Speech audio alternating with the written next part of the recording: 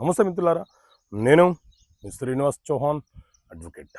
మిత్రులారా, మహమ్మదీయులలో ఏ మహమ్మదుడైనా సరే తన మొత్తం ఆస్తిని, తన యావద్ ఆస్తిని బహుమతిగా ఎవరికైనా ఇవ్వవచ్చా? సో మిత్రులారా, మన దేశంలో హిందువులకు ఆస్తుల సంక్రమణ గురించి హిందూ వారసత్వ చట్టం ఏ రకంగా ఉందో, మహమ్మదీయులకు ఇస్లామిక్ లా 1937 అమలులో ఉన్నది.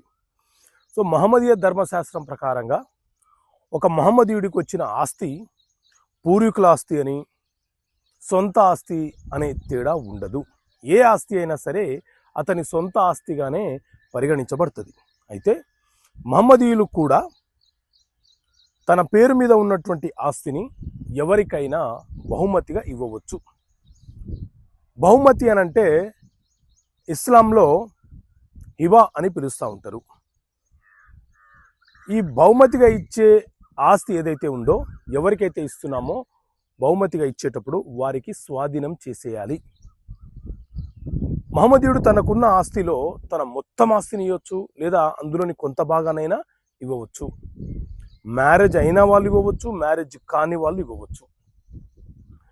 సో వీలునామా ప్రకారంగా అయితే ఒక మహమ్మదీయుడు తనకున్న ఆస్తిలో 1/3 మాత్రమే ఇవ్వాలి, రాయాలి వీలునామా. కానీ బహుమతి విషయంలో అలాంటి షరతులు ఏవి లేవు. తన మొత్తం ఆస్తిని ఇవ్వవచ్చు. భర్త భార్యకి ఇవ్వవచ్చు, భార్య భర్తకి ఇవ్వవచ్చు, లేదా మూడో వ్యక్తికి ఇచ్చుకునే హక్కు ఆ వ్యక్తికి ఉంటుంది.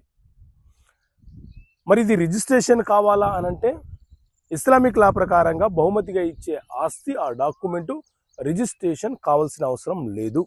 కానీ ఎవరికైతే మనము బహుమతిగా ఇస్తున్నామో ఆ ఆస్తి అతనికి స్వాధీనపరచాలి. అప్పుడే ఆ బహుమతిగా తీసుకునే వ్యక్తి యొక్క అనుభవంలోకి ఆ ప్రాపర్టీ వెళ్ళిపోతుంది. సో ఓకే మిత్రులారా, థ్యాంక్ యూ. జై హింద్.